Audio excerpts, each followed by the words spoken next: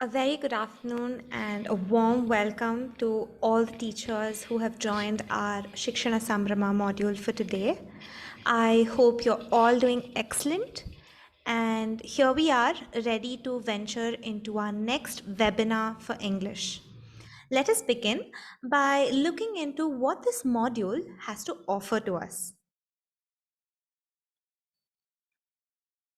For this webinar, we will try to achieve the learning outcomes for the topics and concepts that we will be teaching and are currently teaching in our classrooms. The learning outcomes used in the National Achievement Survey will also be taken up and catered to. And how will we try to achieve this? We will make this happen by exploring a variety of experiential teaching learning activities based on grammar concepts, some teaching ideas in poetry, and by watching some videos and their resources on the same concepts. These are the learning outcomes used in the National Achievement Survey and are monthly learning outcomes that are covered in the textbooks. The activities and concepts that we will be discussing today will be based on these. Now that we have discussed the goals and objectives for this module, we can now venture into the concepts for today's webinar. Let's open the curtains for the concept of suffixes. Prefixes and suffixes. Hello friends! Today we are going to learn about the parts of a word and how suffixes and prefixes help us build new words. Come on, let's go!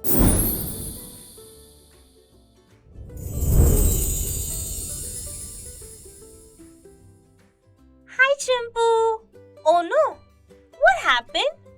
Today is my birthday and nobody got me a cake. Chimpu, will you be happy if I make a cake? Yes. Happy is a verb. If you add the letters U and N to it, we get the word unhappy. The word unhappy means being sad. In the word unhappy, happy is a base word and the letters U and N are a prefix. A prefix is added at the beginning of a base word to change its meaning. Similarly, if we add the word ness to the base word or root word happy, we get the word happiness. Happiness means a state of being happy. Remember, when the word changes from happy to happiness, the letter Y is replaced with the letter I. In the word happiness, happy is the base word, or in other words, the root word. And ness is the suffix.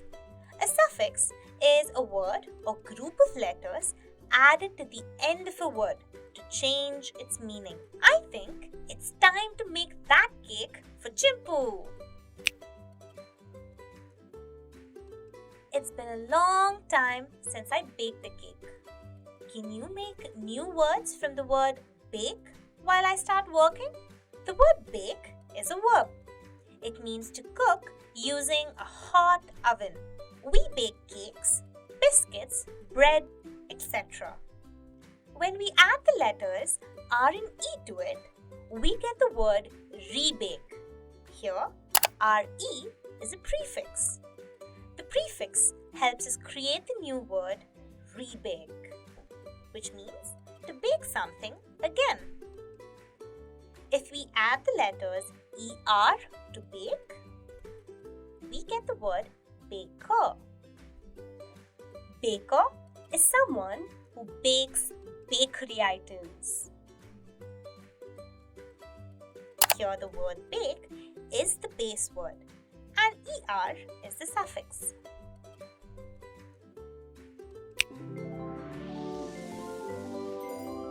Looks like our cake is ready.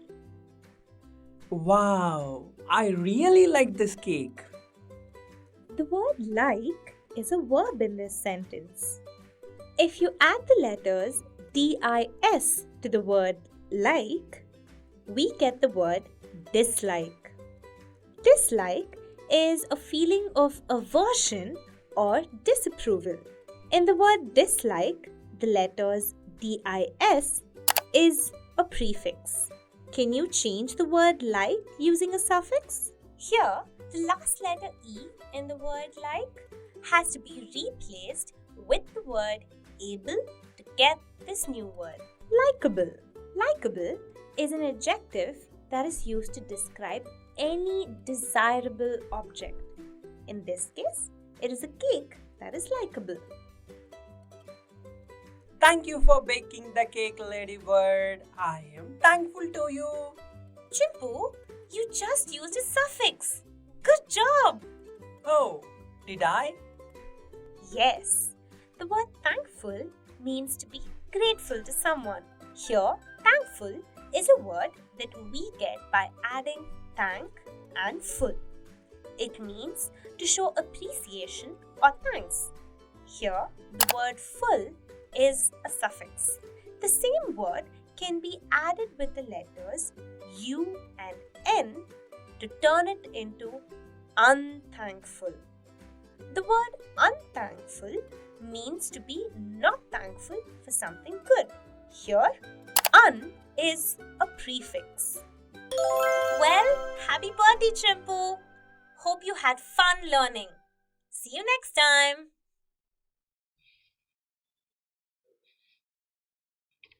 Let us now look into activities on how to teach these words like suffixes or prefixes in an experiential classroom setup.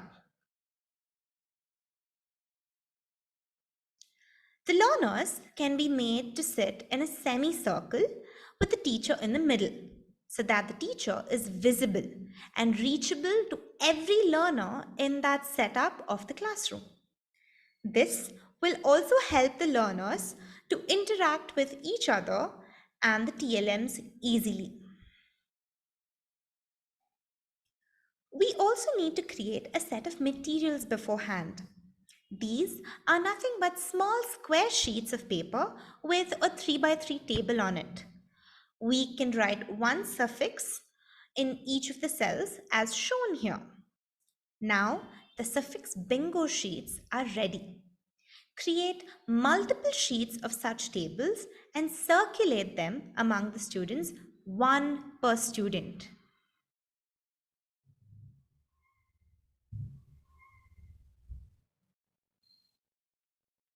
The first step of the activity is that the teacher must call out a root word. Like in this case, let's say the teacher calls out the word like.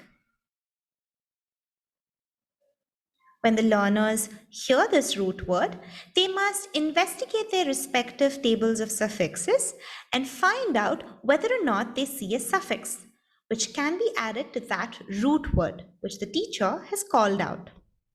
If they find a suffix in their sheet that fits the root word, then they must circle or shade that suffix on their sheet.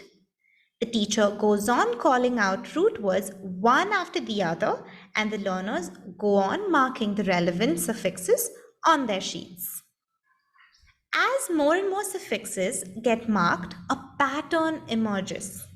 If 3 suffixes are marked in a straight line, may it be diagonally, vertically, or horizontally, then that learner can shout out, "Bingo!" For others who have not yet marked 3 suffixes in that pattern, will continue to play the game along with the teacher till they score a suffix bingo.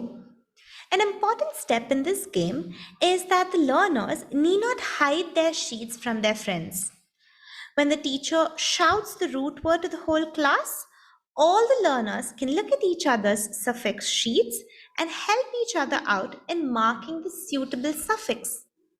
This will help all learners learn the concept of suffixes and the composition of suffixes in a collaborative manner.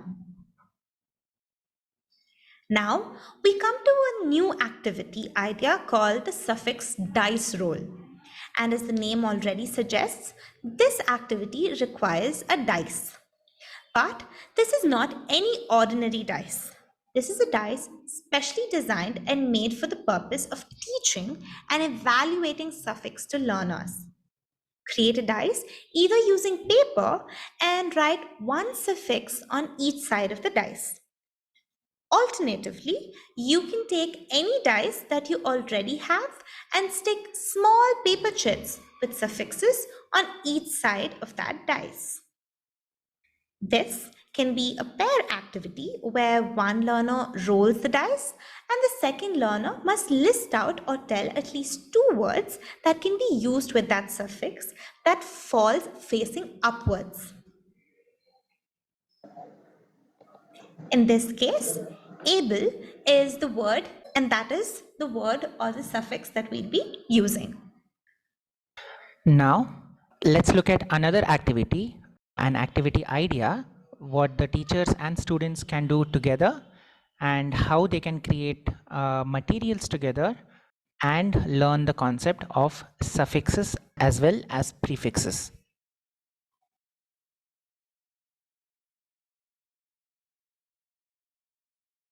To make a prefix belt, you will need two sheets of different colors, a pair of scissors, a blade, two sketch pens of different colors, and a ruler.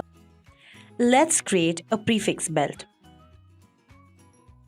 First, take a colored sheet to make the first strip.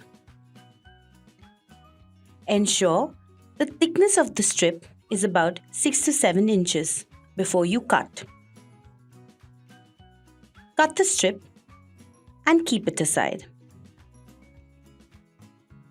Next, take another color sheet to make the second strip.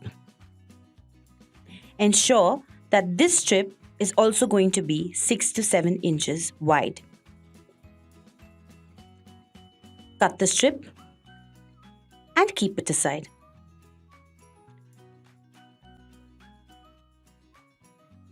Now, measure along the thickness of the second strip to make a line on the top and bottom of the right side of the first strip. Make an incision with the blade on both lines and measure to make sure there is enough distance between both. Now, insert the vertical strip into the horizontal strip. Next, write the prefix word on the horizontal strip.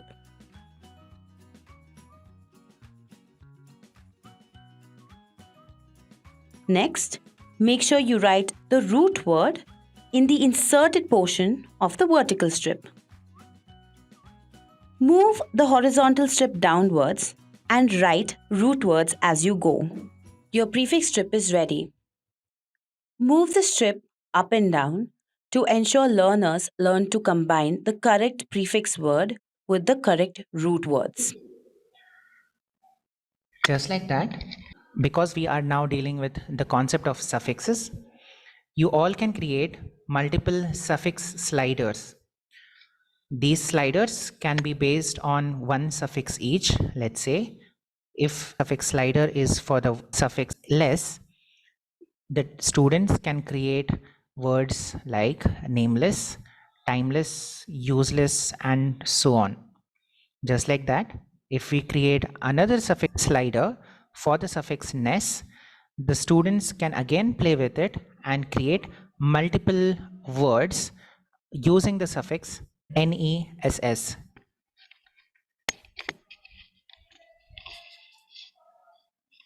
The next one is a group activity. Here, we can hand out one sheet of paper to each student in the classroom and ask them to write either a root word on their paper or a suffix on their paper. Once all learners have one placard each with root words or suffixes, you can begin the activity. Start by asking all learners to stand in a group in the corner of the classroom. Remember, the teacher is holding a sheet with a root word. Here, the teacher is holding the placard fear. Now, all learners must look at the word fear and compare and reflect on the words that they have on their placards. Whoever has the matching suffix to that word will come forward and join the teacher to make the complete word fearless. More and more students can come forward and hold up their placards, and others will compare and reflect and will come forward to complete that word. Here, shy was paired with the suffix ness and made into shyness. Heart is another word that we could use, and a suffix like less would make it heartless. A word could have more than one suffix at a time. For example, if we add ness along with less to heart to the word heart, it would make it heartlessness. That brings us to the end of our first concept called suffixes for the day. Moving on to the future tense. Here's a small explainer video again for all of y'all before we jump into the activities that can be taken for our classroom transactions.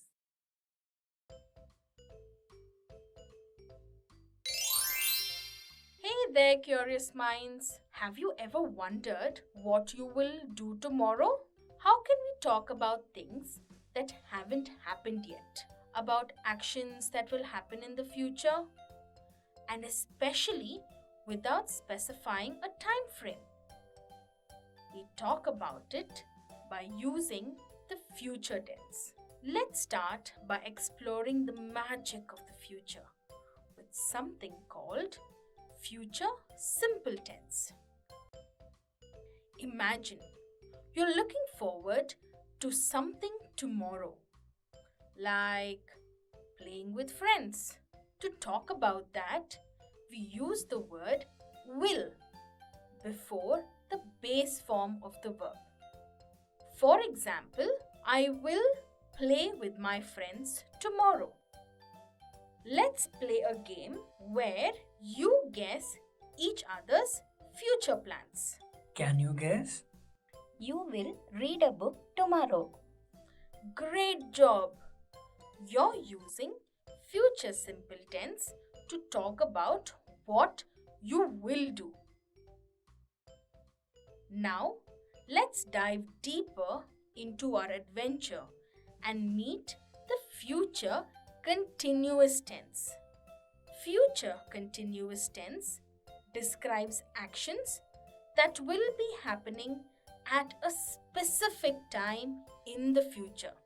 Imagine you're painting a beautiful picture tomorrow, but you're not just painting for a moment.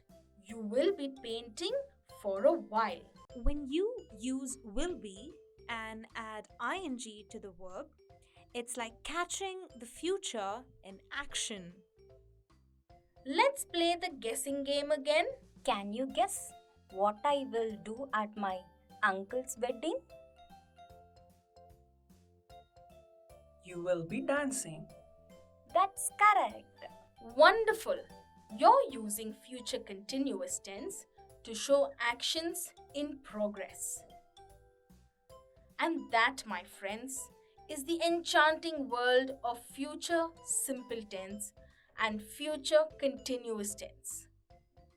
By using these magical tools, you can express your dreams and plans for tomorrow in a whole new way. Goodbye, everybody. Let's now jump into the activities directly for the concept of how to teach future tense. For future tense, again, we are starting by making the classroom into an experiential setup where we are again making all the students sitting in a semicircle. The first activity is called Trip Planner. Let's see what are the things that we need to create, or what are the things that the teacher has to discuss and do in the classroom to conduct this activity. In this activity, the learners will be using their imagination to its fullest. The teacher will ask the learners to imagine that they are going on a trip. You can ask the learners, imagine that you all are going on a trip along with your families. The learners will have to create a trip planner and write their plans in that. But remember that all those plans must be in the future tense. You can allow the learners to plan and write what they want, like where will I go, who will I go with, and before leaving, what all preparations will I do. After reaching, what are the plans or what are the things that I will do. Additionally, you can ask specific questions and the learners can write responses to them in their trip planner. Your questions can be like, what will you do before leaving? What will you do while traveling? What do you think your parents will do while traveling? And so on and so forth. You can base your questions on the templates just like we are discussing now and go on asking, what will you do first and what will you do next? Let's now move on to another activity. This activity is called Predict the Story. Here, the teacher will start a story and stop at a section where learners will imagine what will happen next. You can begin by telling a story. Once upon a time, there was a lion who enjoyed his time living in the jungle. One day, while he was strolling around the jungle grounds, he got caught in something. It was a hunter's net. The lion started struggling but could not free himself. Then there came a small rat. The lion asked the rat to help him. The rat said, I will help you, but you must not eat me once you are free. The lion agreed, and the rat started nibbling on the net. Slowly and steadily, the net started to tear, and the lion was now free. Now you can stop telling the story at this point of time and then ask the learners, what do you think will happen next? The learners will have to respond in the format of, I think this will happen, or I think dash will happen. Based on this template, the learners will go on responding and using their imagination and telling the teachers and their fellow students what they think will happen next. Remember, again, they are using future tense when they're answering. Just like that, let's take another example. Let's say you have a story of ants. Here, two ant friends were walking on a plant and doing their chores as they walk in a straight line, as we all know. Unfortunately, a gust of wind made one of the ants fall into the water. They didn't know what to do. Just then, the ant, which was standing on the grass, had an idea. It threw a small leaf into the water, and this helped the ant, which was almost about to drown, to walk up or climb up to safety. This is again the section where we stop narrating the story. Again, here we ask the students, what do you think will happen next? The students will answer in the same format of, I think the ant will do this, or I think dash will happen. Just like that, if we are dealing with different grades, we can modify the same idea to fit to those different grades and the needs of our students. To add complexity to the same activity that we just discussed, the teachers can add sentences along with images. Here, the sentences can have blanks within them so that the students will have an added task of filling in the blanks first and then looking at the images and making sense of the story sequence by sequence and trying to complete the sequence by imagining what will happen after the story ends on the paper. Remember, teachers, you can also add multiple concepts in the same activity where you can add blanks to be filled using nouns or verbs or adjectives or anything that you feel needs to go along with the concept of future tense for your requirement in the classroom. For example, here the blank says it was a dense and green dash. The students will think of what is dense and green, and looking at the image of where the line is standing, they will come up with the noun forest. Just like that, in the next sentence, a dash rat was passing by. The students will think on what size or what kind of rat it might be. They will look at the image and they will come up with the word a small rat. Just like that, you can use adjectives in this case or nouns as we just discussed, or even verbs and any other concepts and pair them and do a collaborated concept activity.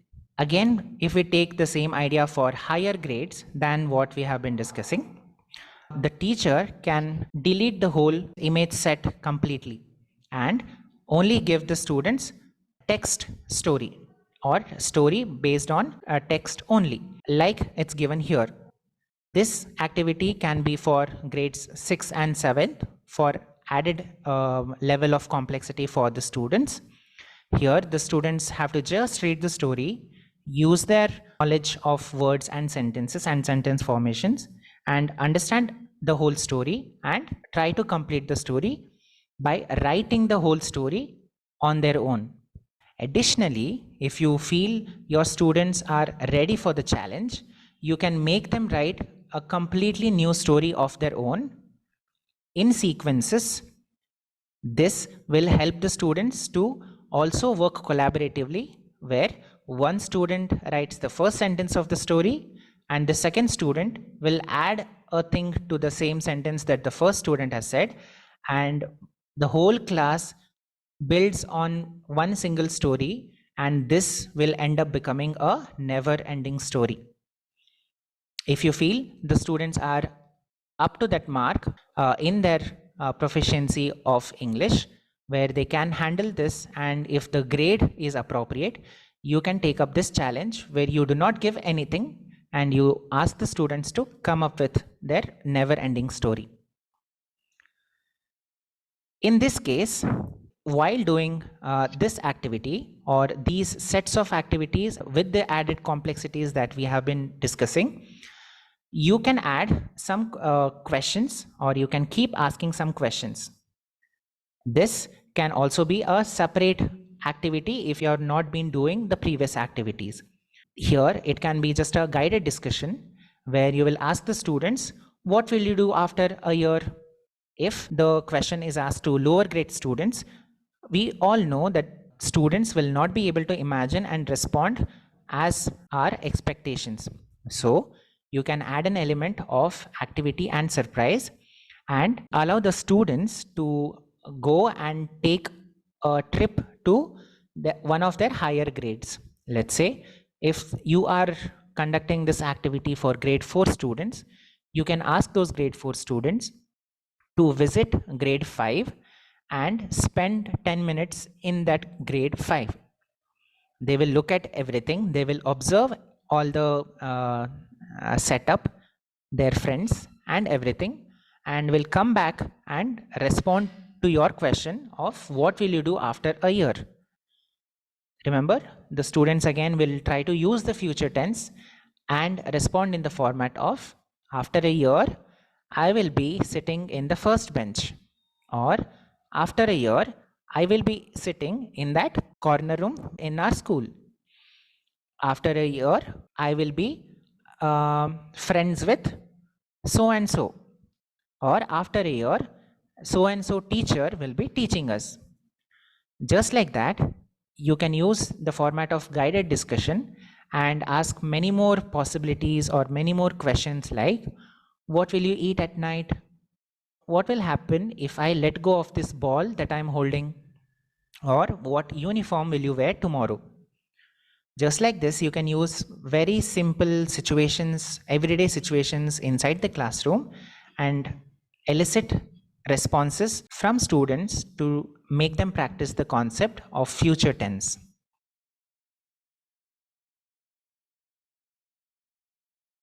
Now that we have concluded the concept of future tense, let's move on to the next concept that we have today, which is drawing conclusions. Teachers, I now ask all of you to remember our previous module. In the previous module, we had looked at the concept of inferring and observing. We had seen a small video and discussed on how if we look at someone smile, that means that they are happy. And just like that, if when we had watched someone nodding, we had concluded that they are agreeing to something. And finally, when we had looked at someone, if they are squinting their eyes and are wearing glasses, we had concluded or we had inferred that they are having issues reading or issues with eyesight.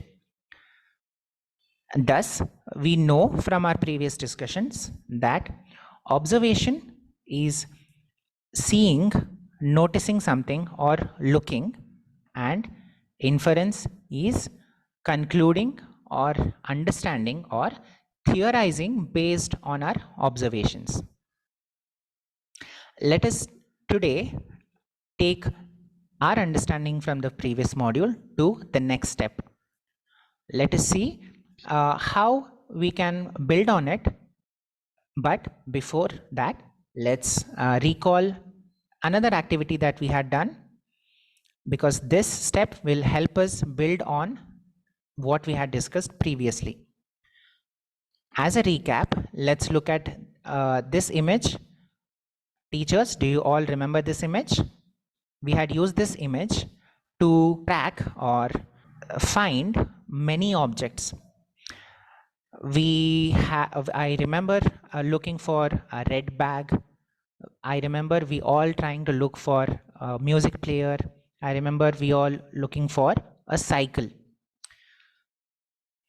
In the same way, we had used our observations of a red bag, a cycle, a laptop and everything, and we had come to certain conclusions or come to certain inferences based on them. Like, this room might be of a student, or the owner of this room might be interested in music. Now, let us look at how we can build on it, or how can we come up with a small certain set of steps that will help even our students in the classroom to draw conclusions. There are these three important things or steps in drawing a conclusion. I see, I know, and I conclude. When I read a text, I try to observe everything the text is telling me or showing me. Then, in the stage of I know, I compare that information with what I know and go to the next step where I conclude based on what I see and what I know. Here, taking the example of the previous image, we had seen that there was a laptop on the table or in that room. And we know that a laptop is usually used by people who want to study. It could be a student or a professional, but we use it to study. And based on that, based on the information of seeing a laptop in that room and knowing what a laptop is used for, we had concluded that that room or the owner of that room could be a student or a professional or a working professional. And now, teachers, it's time for us to discuss once again. Let us prepare ourselves to open the chat box and type our responses. I request all teachers to start being creative and start being, start jumping into conversations here. This is a new image for us that you see at the right hand side of your screens. Now, I'm asking this. What do you see? Can you all open the chat box or go to the chat box and tell us or type what your responses is, or type what you see in the image? Remember not to jump to any conclusions, or remember not to infer anything. Just remember what we had discussed in the previous module and from the recap that we did just now, and type your responses and send them to us. What do you see? Wonderful, wonderful, perfect observation. Okay, let us stop responding to our observations, or let us stop observing things now.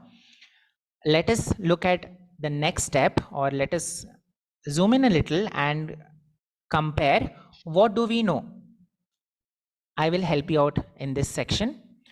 We had observed that the girl is sitting on the table or the bench, and the girl is reading, and the boy is holding something, doing something. What do we know as a general understanding? This is something that I will give you. Teachers, you would need not respond to this or type your responses here. You can just listen to me.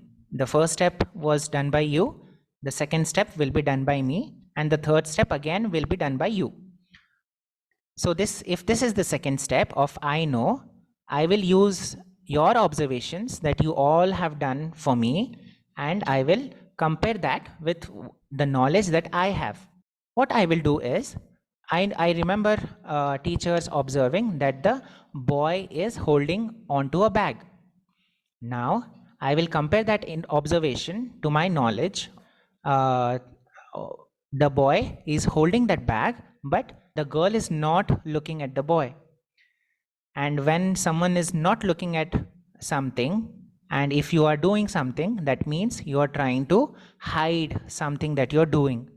Also, that the girl is not looking there and the girl is busy reading, and the boy is smiling, has a smirk or a wicked, what can I call it, a naughty smile that he has. He's also holding the bag. It's a small bag, which is a small pouch, I can say, which is inside that black bag, which seems to be owned by the girl sitting on the bench. Now that I have compared my knowledge of how the world works or how the things generally work and compared it to the observations that we all had done, can we all form a conclusion or form an inference based on these two?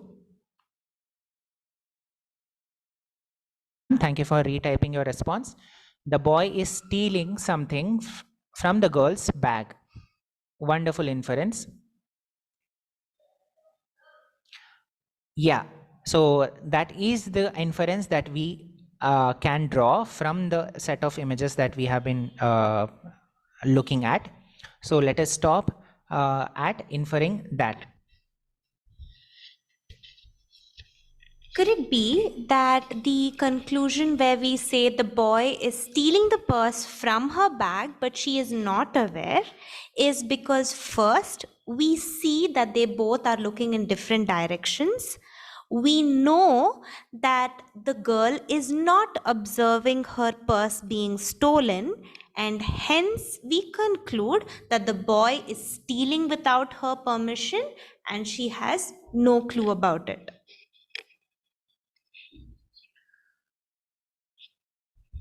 Now, teachers, I request all of you to come back from the chat boxes and onto the main screen. Now, we have discussed all those three steps of how we can make the students draw conclusions or gain that skill of drawing conclusions. Let us look at that practically in a classroom scenario. But instead of jumping directly to drawing conclusions or the skill of it and letting go of this idea that we just discussed, let us look at the simple images first. These images are of a poem, A Clock of Life, from grade 4. I request the teachers to read the poem once, and then we will see how the game of observations, comparing those observations with your prior knowledge and drawing inferences from those knowledge and observations plays.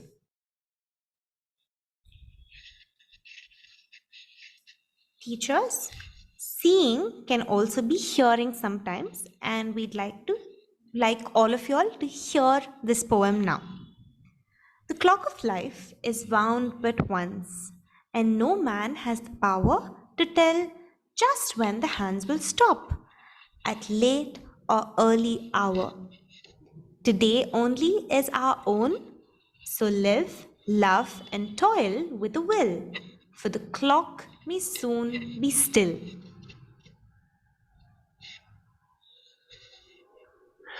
Now that we have looked through the poem and observed it, let us do the first step of what do I see.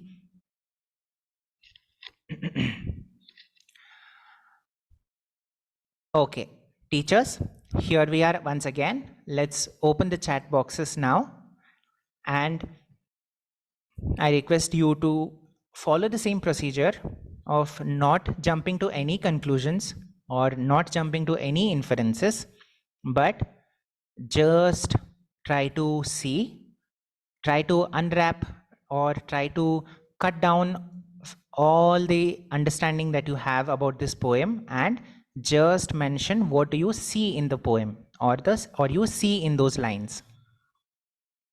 Okay. I will add certain observations from my side as well. Seeing that teachers are still typing. Yes, I agree with Anuradha ma'am, and where she says our life is compared to the clock. Okay, let's see in what step that it fits.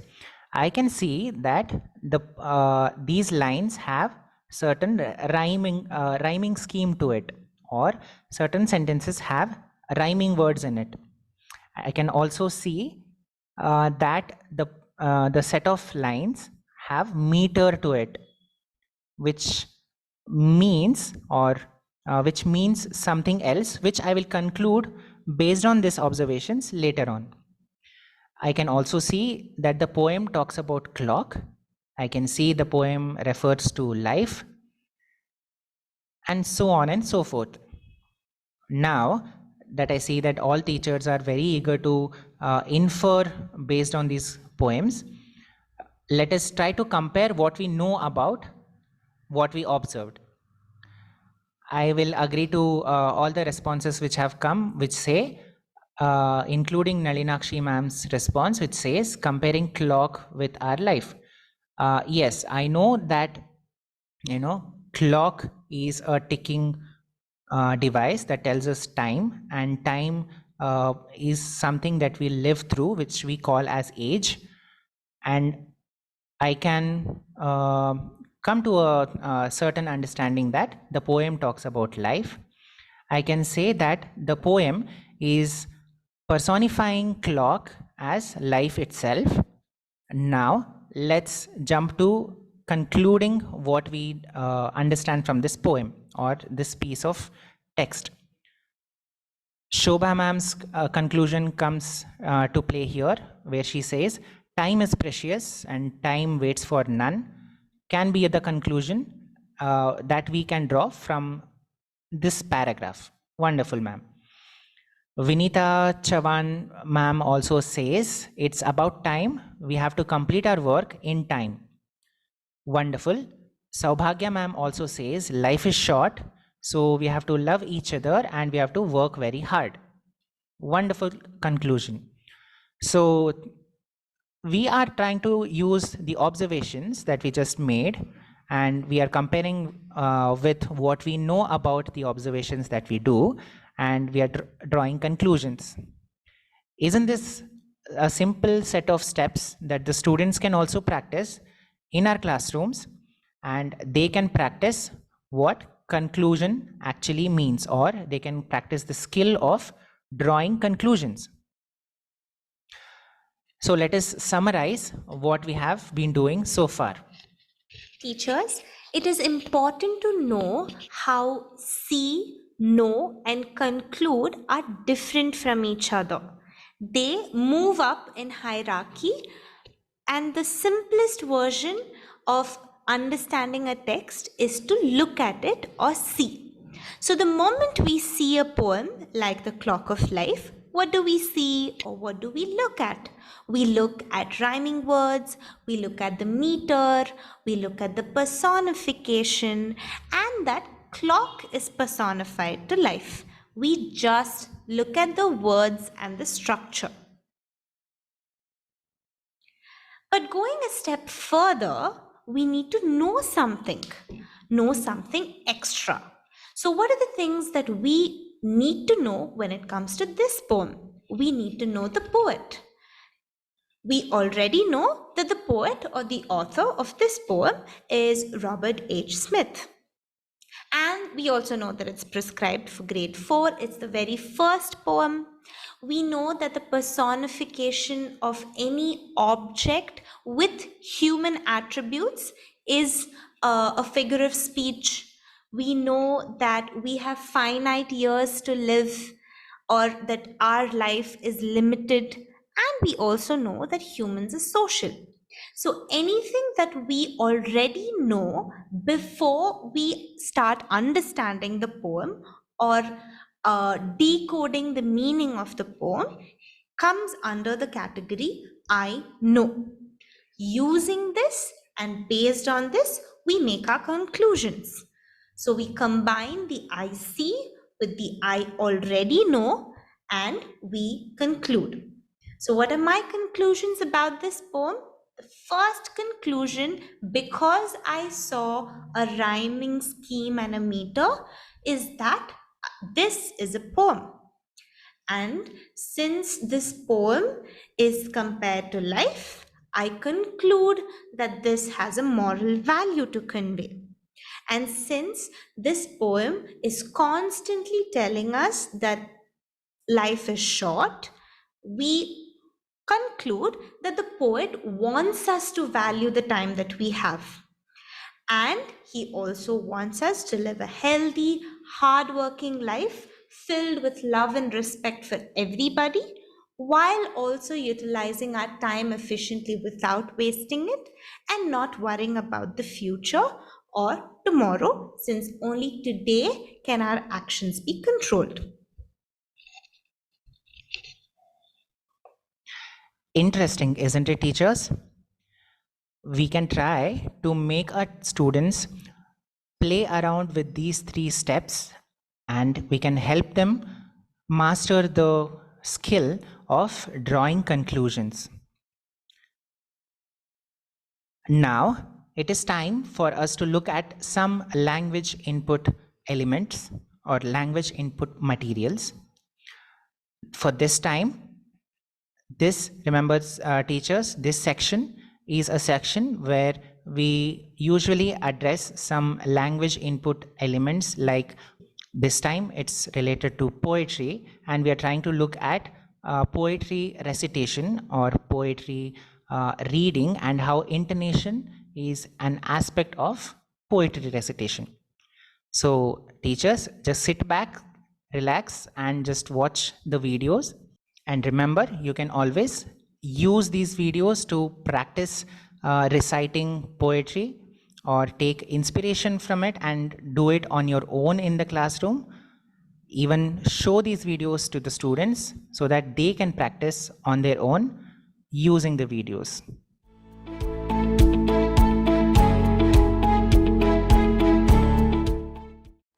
To recite a poem correctly, we need to use the correct intonation. a variation in the pitch of our voice to help us express language better. During this exercise, we will be creative and ask the children to echo us in a high pitch intonation and a low pitch intonation before helping them recite the poem with the right combination of higher and lower pitches of intonations. Today, I am your teacher Samara, and these two are my students. Children, now imagine we're all in a cave. Now in the cave, you are my echo. Whatever I say, you have to say it back to me exactly the way I say it. Imagine I am a mouse. How does a mouse sound? Good. Now let's see if you can be my echo.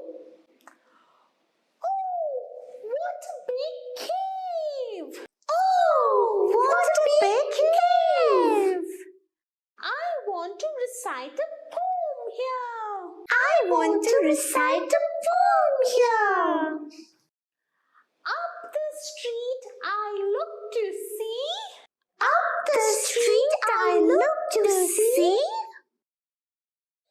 If any traffic's near to me. If any traffic's near to me. Down the street I look as well.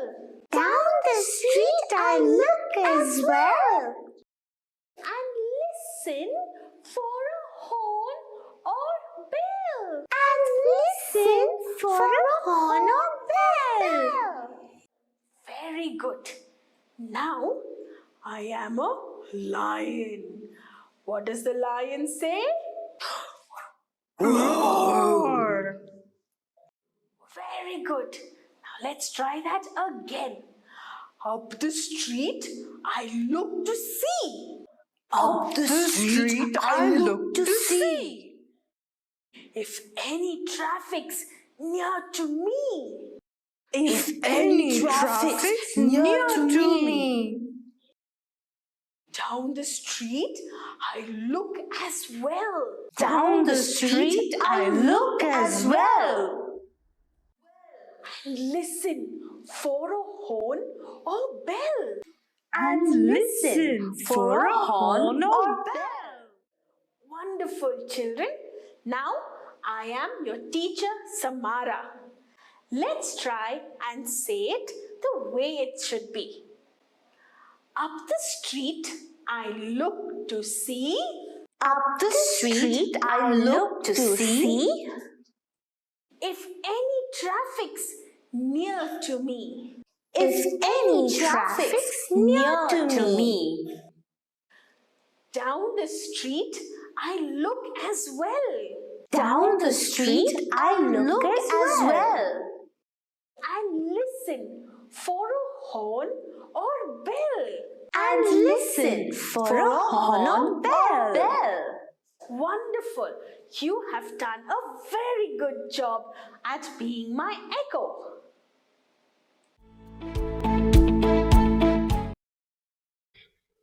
Now that we looked at how intonation plays its role during the classroom scenario when teaching poem, let's look at the same poem being recited in the classroom.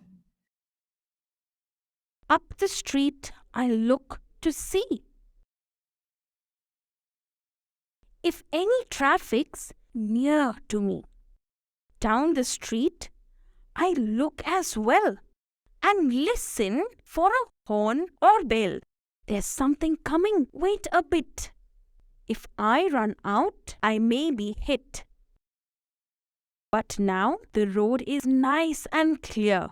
No car or motor bus is near. I'll run across the road so wide and so get safely to the other side. So that was a poetry recitation that the students can listen and try to practice in their classrooms. That brings us to the end of today's module. Thank you so much, all teachers. But if you want to use all these resources that we have been looking at, all the videos, let us see from where you can access it. This is a technology platform called Teachopia that I'm sure you must all be aware of. You can find the resources we've been talking about to you all throughout our module. You will find it on our app, Teachopia. Once you download the app and open it, it will show you a home page. And once this screen appears on your mobile phones, you can click on the content button right below. The content will lead you to two kinds of content: curricular content and other content. You can choose the grade that you want to prepare on. Once you do so, it will open to the various subjects that are available: math, EVS, and English for 4th grade. When we choose English, we're going to get a list of chapters available for the subject and the grade. Once you choose your grade and your language and the chapter that you require, you will be given a list of resources like concept guide and lesson plans, which are both available in English and Kannada, and the newest edition called audio visual resources. This is what we've been telling you all throughout our module. These resources will lead you to 3 kinds of audio-visual files, which are hard words, poetry recitation, and story reading. Clicking on those will lead you to videos that you can use in your classroom to explain hard words, to have their right kind of pronunciation. You can also use them to recite a poem with the right kind of intonation, and have the story read out for the children in the form of a video. Thank you very much for your patience, and we hope you all had a lovely learning experience. You can wait for more of these in the upcoming months. Thank you.